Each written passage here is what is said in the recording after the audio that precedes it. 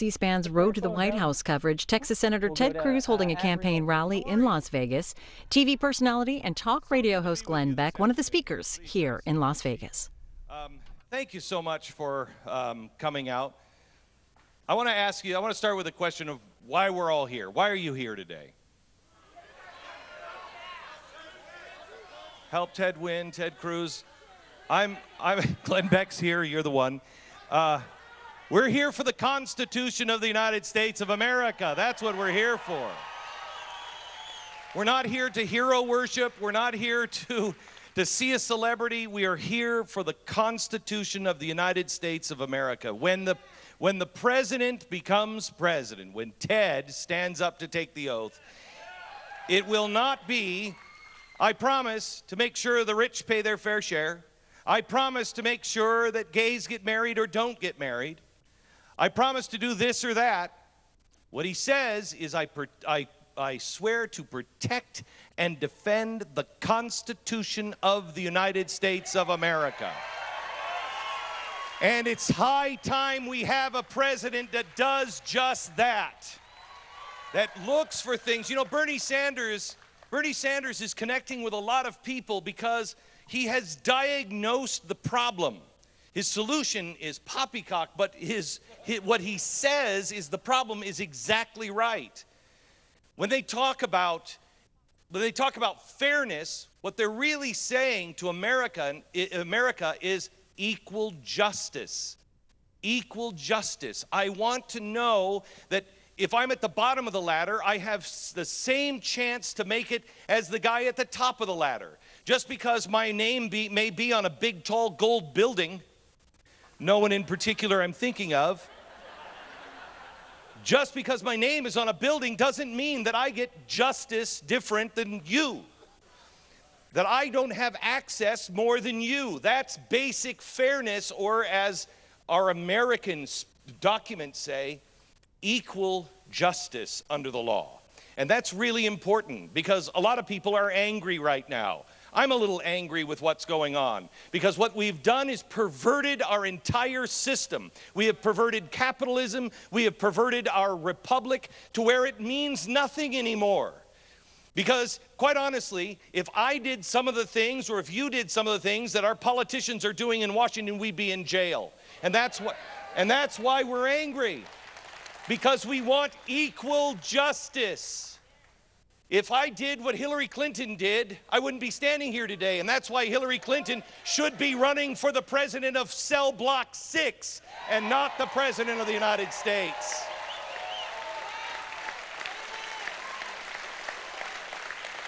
That's equal justice. That's equal justice. I looked today at some of the exit polls out of South Carolina. And I'm telling you, we're in trouble. People made fun of me and mocked me. The GOP mocked me in 1999 when I was in New York City on WABC. And I said, you have to listen to me. Please read the words of Osama bin Laden. There will be blood, bodies, and buildings on the streets in this city, and the signature will have his name on it. The signature will be Osama bin Laden. And the Republicans, all they did was say that I was trying to help Clinton win. Clinton in the polls. I said, what are you doing? Listen to what the man says. Take people at their word. I was mocked in 2006 when I said we're headed for a crisis in the banking and housing sector.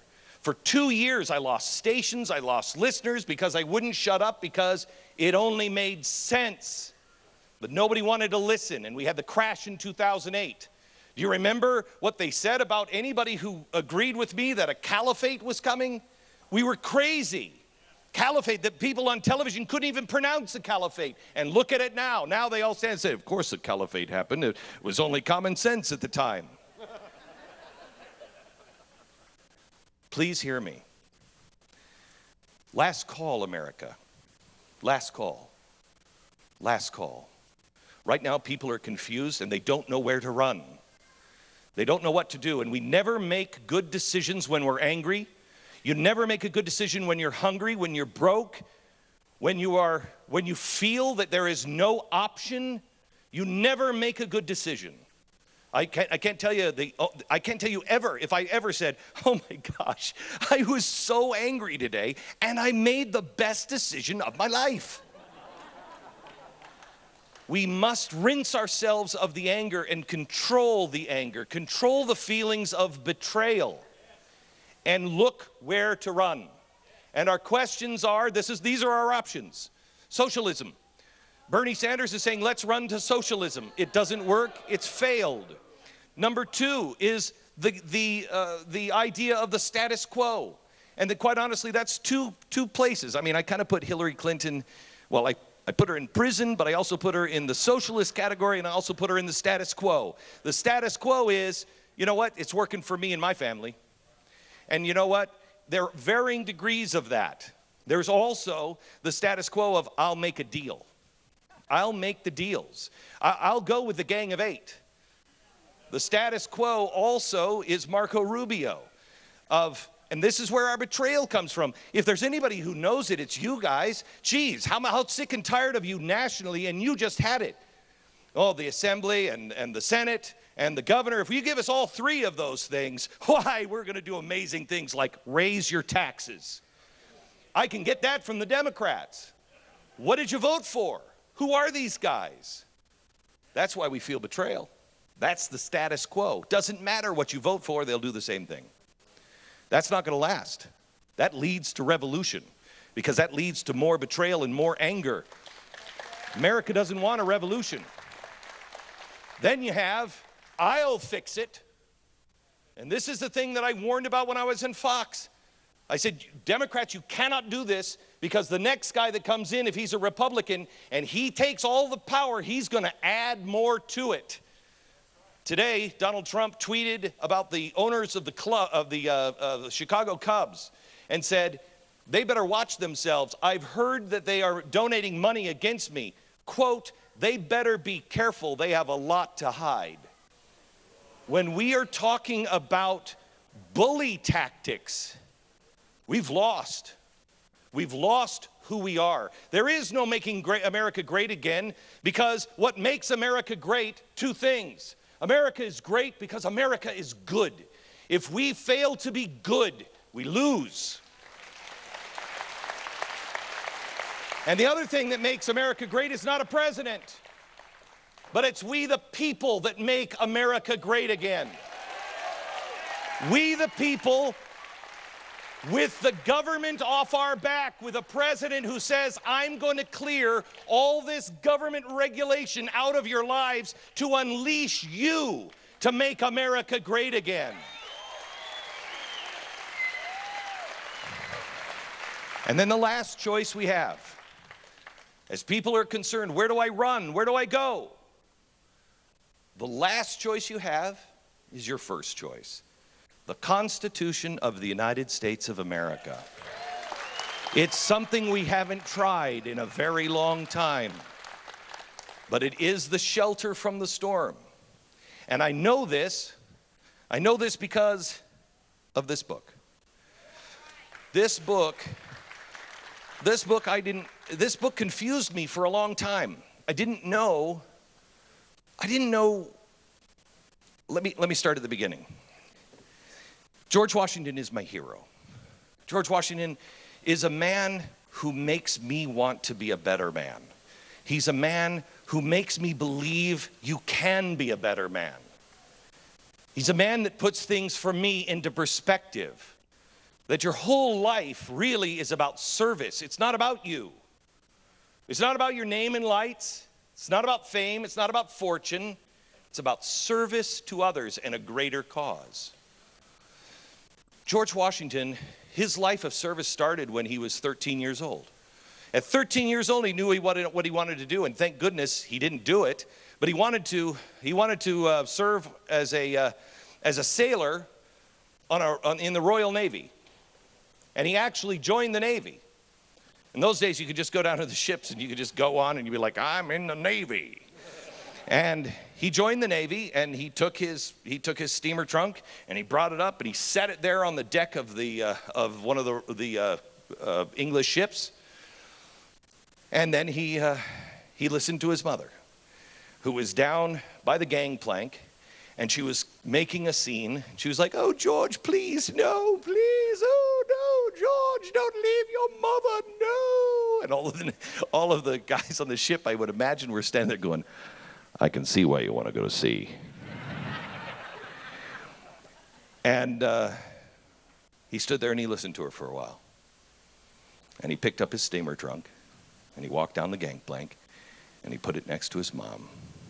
And he said, "Mother, if this is where you need me, this is where I shall stay." His days of service and self-sacrifice started at an early age. He didn't want to be president of the United States. It was the last thing he wanted to do. He wanted to be a farmer. That's all he wanted to do.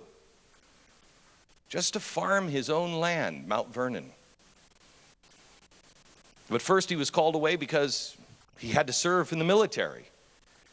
They asked him to be general. He didn't want to be the general. He said, "I'll make a bad general. I can't be the commander-in-chief. I will be bad at it." And he was.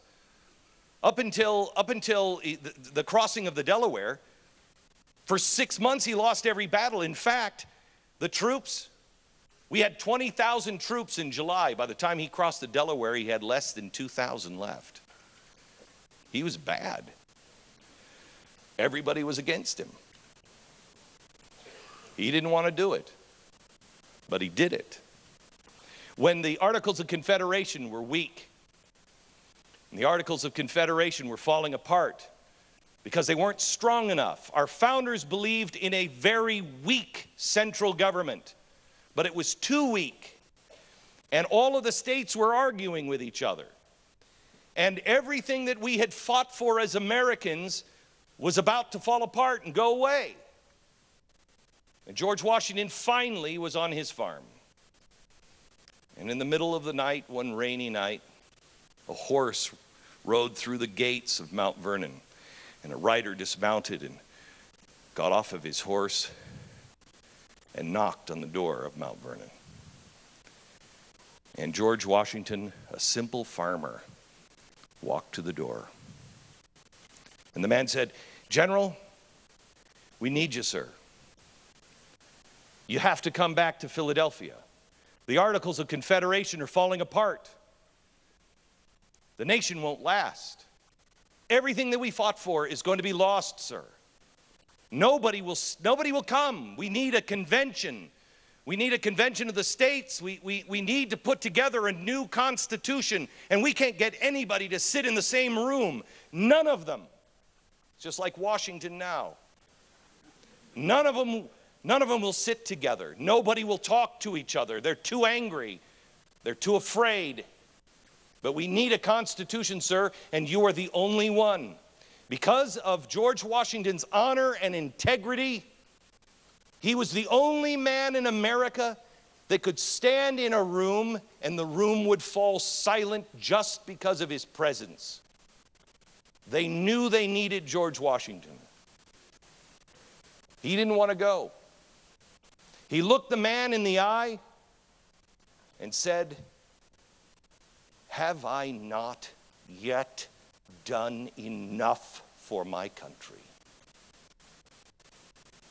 And he slammed the door.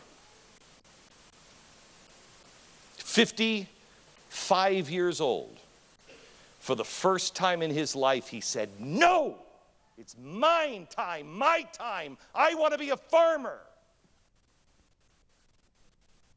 And he walked back towards the stairs, and in my mind's eye, I see him putting his hand on the banister of the stairway as he was about to go back up to bed.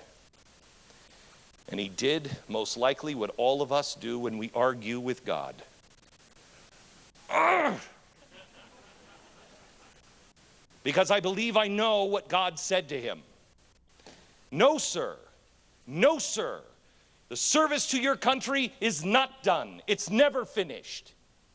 In particular, this country. How dare you, George, think you know what I, the Almighty, am going to do with what you have to do in Philadelphia? I will tell you right now, because of what you will do in Philadelphia, somebody in this country will invent the electric light bulb and the refrigerator And soon you will see pictures from one coast to another. And then soon somebody else will think of a phone. And then somebody else will think of that phone in your hand. And then they will combine that television with the phone. And you'll be able to see moving pictures all around the globe. No matter where you are, the smallest voice will be heard. Someday, George, because you get off your butt and you finish the job and you do it right, men will walk on the moon. No, sir, your job is not finished. He turned around and got onto his horse, and that night he rode to Philadelphia. And he sat at the Constitutional Convention, and he listened to them bicker back and forth. And at the very end, one state was a holdout. One state said, I'm sorry, I need a deal maker. I need somebody that's going to help us. I need some pork. We need to cut some deals here. And Benjamin Franklin, who was 81 at the time, could barely walk. His pain was so great. He was on opium at the time. His pain was so great they actually had to carry him in a chair covered with pillows because just his footsteps on the cobblestones would cause him crippling pain. And he sat in that room all summer long listening to them. And finally he said, gentlemen, we cannot do this now. We cannot sell out. We cannot have graft and corruption. We cannot do it. Look how far we've come, and you all know you've seen the finger of God, he said. You know we didn't put this country together. We didn't beat the British. God beat the British. We were there to witness it.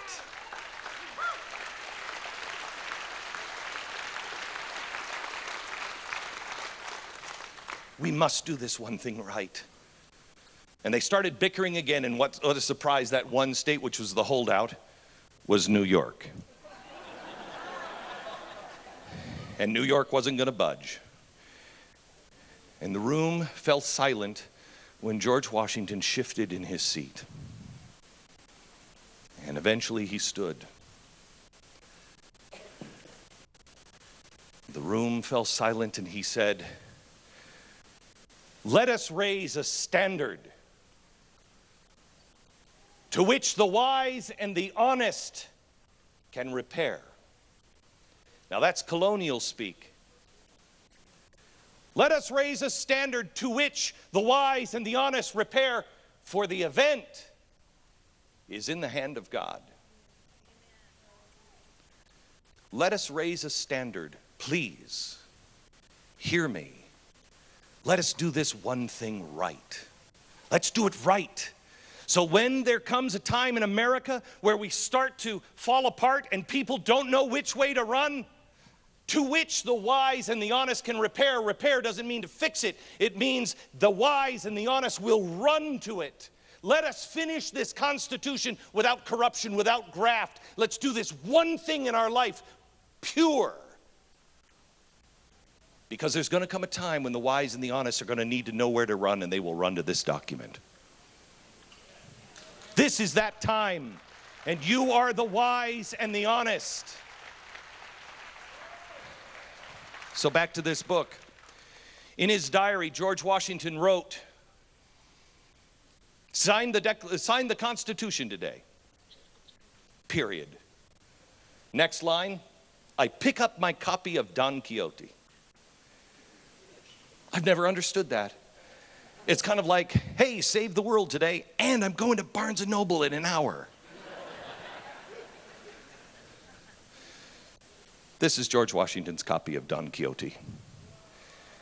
This is the book he picked up that day we signed the Constitution. And it has always puzzled me, how does this man do something that grand and then say, I'm going to the bookstore? He did it because he knew. He knew they had done this one thing, and they had done it right, and they had done it with God. And he fulfilled everything that the Lord told him to do. Do it right, do it with exactness. And he knew that the event was going to be in the hand of God. And he knew that there would come a time that the wise and the honest would have to run to the Constitution. But he had done his job.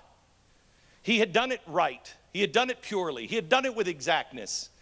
And so now, it's up to us. I come to you as a citizen, not as a talk show host, not as somebody that you watched on television. I come to you as a citizen, and I ask you, let us raise a standard. Let us raise a standard to which the wise and the honest can repair.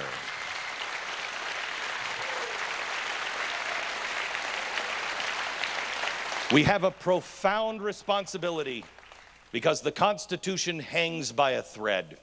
In fact, after Scalia's death, I think that thread has been cut. Last call, America. Last call. Who are we? Who do we want to be? Is God finished with these rights, or are there other things we can't even imagine as we stand by our banister of life? Are there things that we can't even imagine God will do with this freedom? It's our job to protect and defend the Constitution of the United States of America.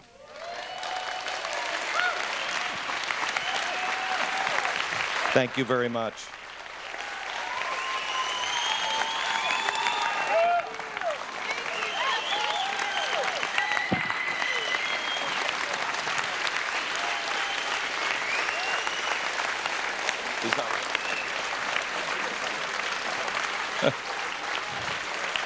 I guess I'm not done yet. A guy who's traveling with me right now, I guess he's not here yet, so he was standing in the back. He has to know there's a difference. This means stretch. This means wrap it up. And he was doing a little of this. So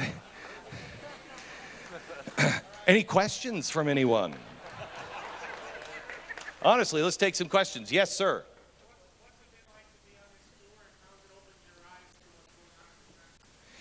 Honestly, I figured this book out because of going on tour. I figured it out in Iowa. I'm looking at the people face to face, and I am seeing people look and think.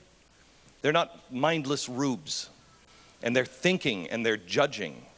And I realized this is it. This really is the time that George Washington foresaw. And so it's been refreshing. When I was in South Carolina and I went door knocking, I got into the car afterwards and I said, that cannot be helpful. How can that make a difference at all? And then I saw second place came down to what, 500 votes? Door knocking makes all the difference in the world. Talking to your friends makes all the difference in the world. If everybody here got 10 people to go to caucus tomorrow, everybody here, you'd change the election. It's that small of a margin. Anybody thinks they're too small and they don't matter? You matter. You matter. Yes. Yes, ma'am. No, you in the, yes. On my birthday, my husband said, when do you want to go for your anniversary? And I said, I want to go see Ted Cruz. I flew in from Houston and I wanted to see you, but I wanted to see him. I want to say, I was told that middle-aged women are the angriest demographic there is today, and I was angry at first. You helped me stop the anger and this time, and thank you. You give me hope that my kids might and my grandbabies might have the Is that your husband sitting next to you? It is. Why don't you come up and get a picture? Come on, come on, come on. Come on. It's your anniversary. Come on. Will you take a picture for us? You're the next contestant on The Price is Right. Yeah, will you take it? I have 7 children and 6 are voting, and I have 2 grandbabies. Thank you. Can I hug you?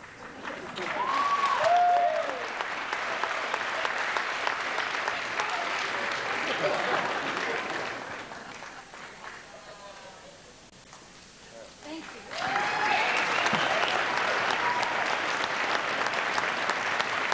Okay. Now he tells me now he's serious. They're here. I'm only here for the free food. The real speaker comes out here in a second. I want to introduce somebody that you guys know. He's your attorney general. It's Adam Laxalt, who Laxalt.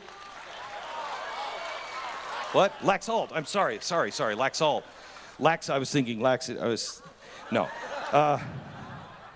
Jeez, for the love of Pete. Laxalt, he is, I spoke to him yesterday. He is really, truly one of the guys that you should thank your lucky stars that you have. There are very few Republicans, it seems, in your state. And Adam is really a guy who is just dirt strong and not going to move. And that's what we need. We need people like Ted Cruz, no matter what the storm is, and Adam Laxalt, who is not going to move no matter what the storm is. That's who we need. Ladies and gentlemen, Adam Laxalt. Thank you. Thank you. Big round for Glenn. What was his name again?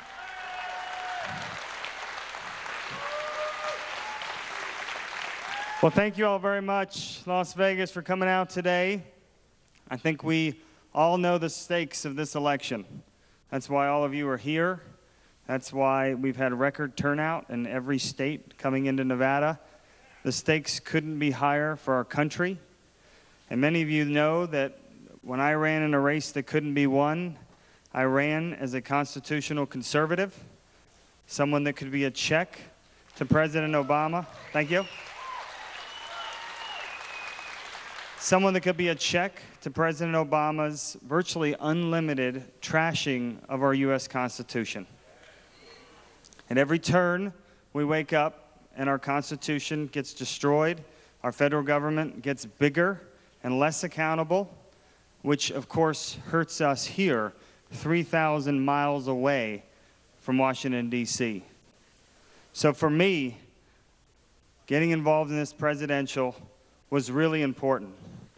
I wanted to find the candidate that was most going to be able to defend our Constitution, protect our liberties, all these things that are under assault, religious liberty, our Second Amendment rights, which many of you may know.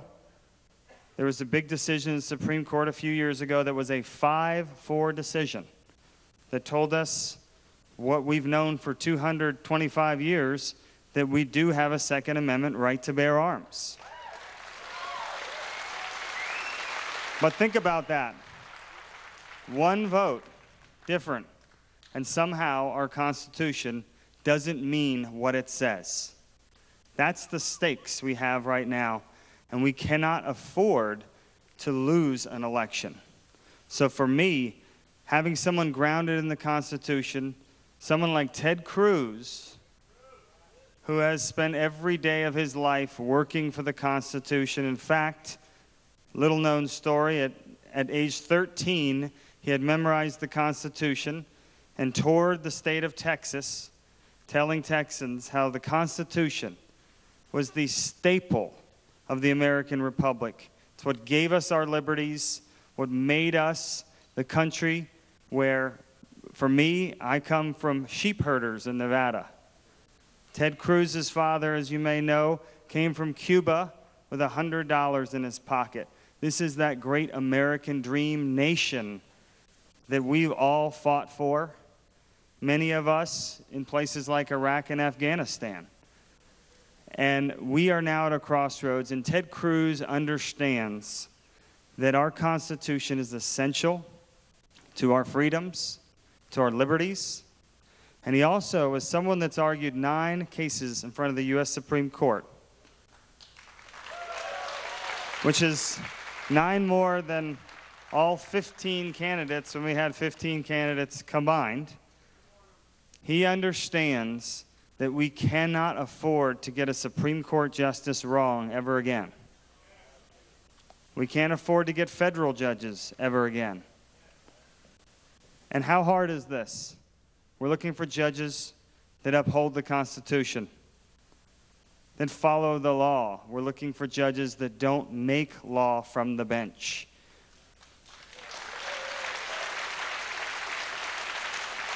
So Ted Cruz has pledged that he will personally interview every nominee for the U.S. Supreme Court.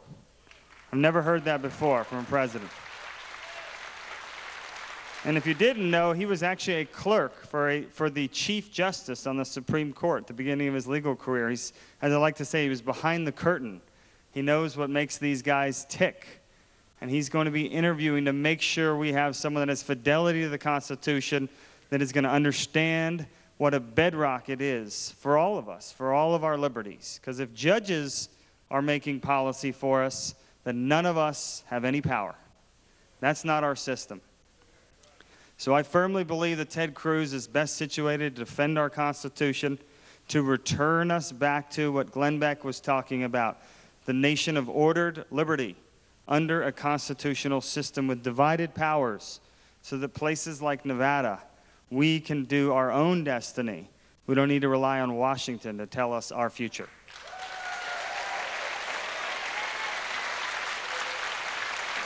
The next important thing for me, I served in Iraq. I consider myself I'm 37, for those of you that don't know, and I'm part of this new generation that decided if we don't get in this fight, if we don't try to save our country now, where are we going to be in 10 years? At this rate, where are we going to be in 5 years? It seems to be exponential. And it's not just this room that feels that. It's millions and millions of Americans. Even Bernie Sanders is tapping that same sentiment of what is going on in Washington. What are they doing to our country? So I feel like we need to elect the young conservative leadership that is going to lead our party in the right direction. And I believe, like Ronald Reagan and my grandfather, Paul Laxalt, who was the only U.S. senator to support Ronald Reagan for president when he ran against a sitting Republican president, Gerald Ford. The reason they supported Reagan is they thought he was going to be different. And they said Reagan can't be elected. He's too conservative. He's too bold. He's too strident. We all know how that story ended, right? We need that now more than ever. And if we're going to face Hillary for prison or Bernie Sanders for socialism, we need someone that's going to be able to contrast sharply with the both of them. And there's no smarter man in all of Washington than Ted Cruz.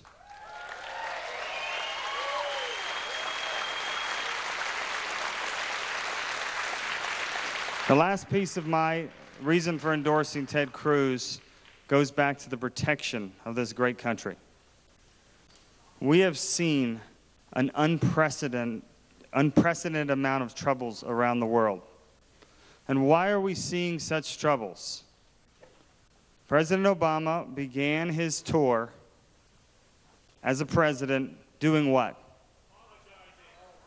He firmly believed the only reason people don't like us, the reason people hate us, or why? Because we're not nice enough. We don't reach out enough. If only we just were more diplomatic, the world would be a safer place. That was 7 years ago. Does anyone think the world is a safer place today? We've abandoned our allies. I was in the Navy. We're the smallest Navy we've been in decades. The smallest Air Force, the smallest Marine Corps, the smallest Army.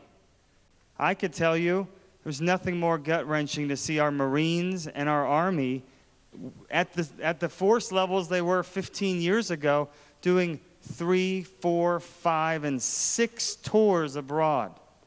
Think of all of you with families. Your husband or your wife being gone for 4 straight years of 7 years of your family's lives. And somehow we're shrinking our military at this time? It absolutely makes no sense. So Ted Cruz has rolled out a plan to rebuild our military. He wants to get all 4 branches back to a level where we can do what Reagan fought for, what was called peace through strength.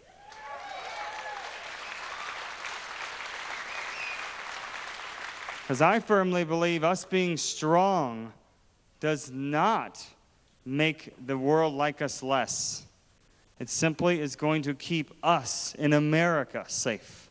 And we need that badly now.